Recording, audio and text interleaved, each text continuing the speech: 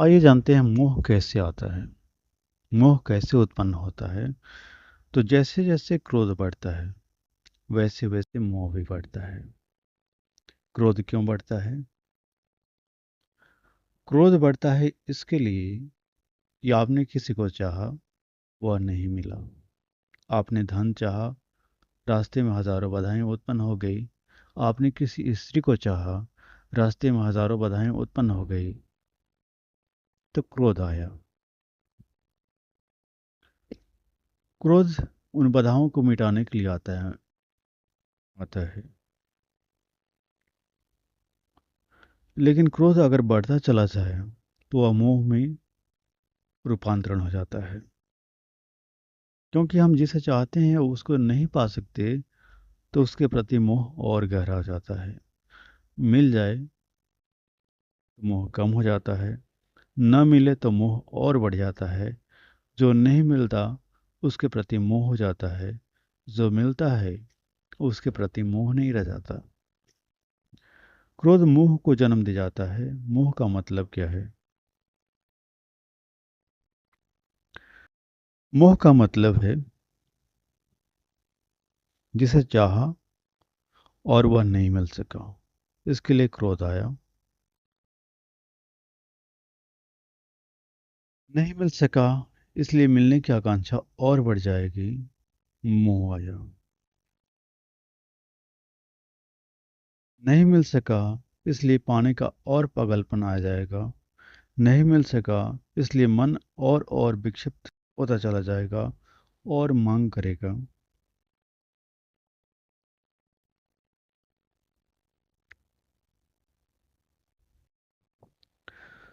क्रोध तो उतना खतरनाक नहीं है, लेकिन मोह और भी ज्यादा खतरनाक है। मोह क्रोध से भी ज्यादा बलवान है। मोह प्रोजेक्टिव है। मोह अंधा कर देता है। क्रोध पागल कर देता है। मोह अंधा कर देता है। मोह कहता है कुछ भी हो, सब बाधाओं को भूल करके मोह पागल होकर के जिसे पाना चाहता है उसके पीछे दौड़ पड़ता है। क्रोध बाधाओं को अलग करने की कोशिश करता है। काफी रियलिस्टिक है। क्रोध बहुत यथार्थ है, लेकिन मोह कहता है बाधाएं कोई बाधाएं नहीं है, छलांग लगाएंगे, दौड़ कर निकल जाएंगे। मोह अंधा कर देता है। और जब मन अंधा हो जाता है तभी स्मृति क्षीण हो जाती है। हाँ, मोह तक आने के लिए काम और क्रोध जरूरी है, लेकिन मोह कहना चाहिए कि वह परिपूरक है। मोह हमारे चित्त के विकार की 100 डिग्री की अवस्था है, जहाँ से मन भाप बनना शुरू कर देता है। 99 डिग्री तक वह पानी भाप नहीं बनता, गर्म ही रहता है। और गर्म में रहने में एक खूबी है कि अभी चाहे तो नीचे से ईंधन निकाल दिया जाए तो फिर ठंडा हो जा सकता है। लेकिन 100 डिग्री पर पहुंचने पर वह भाप बन जाएगा। फिर आप नीचे से ईंधन निकालो या कुछ भी करो, वह भाप बन गया तो उड़ ही जाएगा। भाप सिर्फ ईंधन से निकालने से ठंडे नहीं हो सकती, क्योंकि पानी ने एक नई अवस्था पा ली, वह रूपांतरित हो गया। क्रोध तक सिर्फ मन गर्म है,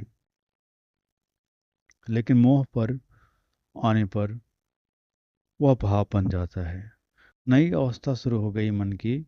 एक न्यू स्टेट, क्वालिटी चेंज हो गया, गुणात्मक अंतर हो गया। क्रोध तक गुणात्मक अंतर नहीं है। इसलिए क्रोध से वापस लौट जाना आसान है, लेकिन मोह से वापस लौट जाना बहुत ही मुश्किल है। इसलिए मोह को कृष्ण कहते हैं, उससे स्मृति भ्रष्ट हो जाती है। क्योंकि चित्त भाप भाप हो जाता है, वह उठ जाता है। लौटना बहुत कठिन है। अब उसको ठंडा करना बहुत कठिन है। अब ईंधन हटाने से कुछ नहीं होगा। फिर मोह को तत्व को ठीक से समझें तो पता चलेगा कि स्मृति क्यों मोह को नष्ट करता है। मनुष्य के मन में जो स्मृति का काम है, मोह का उससे विपरीत काम है। स्मृति तथ्यगत है। स्मृति का मतलब ही यही है कि जो जाना उसे वैसा ही याद रखना जैसा जाना। मेमोरी का मतलब इतना ही है कि राइट मेमोरी, ठीक स्मृति का मतलब ही इतना है। हम अपनी तरफ से कुछ नहीं जोड़ते, जो है उसको ही स्मरण रखते हैं, उसमें हमारा कोई जोड़ नहीं होता। मोह कहना चाहिए वह क्रिएटिव है, वह सृजनात्मक है, वह अपना ही सृजन करने लगता है। वह नहीं देखता कि जो है, वह नहीं देखता, वह कुछ अलग देखता है। वह अपनी तरफ से कुछ प्रोजेक्ट करने लगता है, निर्माण करने लगता है। जो चाहता है कि हो, वह वही निर्माण करता है जो वह चाहता है। मोह स्वप्न का निर्माता है, सपने का निर्माता है। मोह सम्मोहक है, हिप्नोटिक है। मोह अपने अंदर, व्यक्ति के अंदर हिप्नोटिज्म का जाल फैला देता है। वह बिल्कुल अंधा होकर वही देखने लगता है जो वह देखना चाहता है। इसलिए अक्सर हम कहते हैं, जब कोई मोहग्रस्त हो जाता है, कोई प्रेम में पागल हो जाता है, तो फिर उसे कोई तथ्य दिखाई नहीं पड़ता। उसे वह नहीं दिखाई पड़ता जो वास्तविक है, उसे वह दिखाई पड़ता है जो वह पाना चाहता है। वह आग में चल सकता है, वह पहाड़ों में कूद सकता है, उसे फिर कुछ दिखाई नहीं पड़ता, वह सुसाइड भी कर सकता है।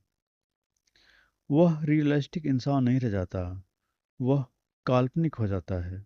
वह नींद में चलने लगता है, उसका चलना फिर नींद में चलना है। इसलिए प्रेमी को मनुष्य हमेशा से पागल कहता रहा है, और प्रेम को सदा से अंधा कहता रहा है। ठीक होगा कि प्रेम की जगह हम मोह का उपयोग करें। ठीक शब्द मोह है। मोह अंधा है, ब्लाइंड है। प्रेम बड़ी और बात है। लेकिन अधिकांश लोग मोह को ही प्रेम बना देते हैं। वे कहते हैं, मैं तुम्हारे बिना जी नहीं पाऊंगा। लेकिन गहरे में देखा जाए तो यह मोह है, प्रेम नहीं। प्रेम का अर्थ तो बुद्ध और कृष्ण के जैसे लोगों को पता है। हमारे जीवन में प्रेम तो होता ही नहीं है। जिनके जीवन में मोह है, उनके जीवन में प्रेम नहीं हो सकता, क्योंकि मोह मांगता है। मोह में मांग बनी रहती है कि तुम मुझे प्रेम दो। लेकिन प्रेम में देखा जाए तो उसमें मांग बिल्कुल नहीं है, क्योंकि प्रेम देता है, प्रेम दान है। प्रेम की बिल्कुल अलग अवस्थाएं हैं। प्रेम जिसको वास्तविक हो जाता है, प्रेमी दान में देता है। वह अपेक्षा नहीं रखता। लेकिन मोह अपेक्षाग्रस्त है।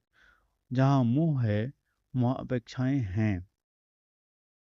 तो आपने जाना मोह के बारे में, और अगले एपिसोड में हम बताएंगे ओरिजिनल प्रेम क्या है, जो वास्तविक प्रेम है, उसको कैसे कहते हैं, वह क्या है, उसका राज क्या है, उसके बारे में हम बताएंगे।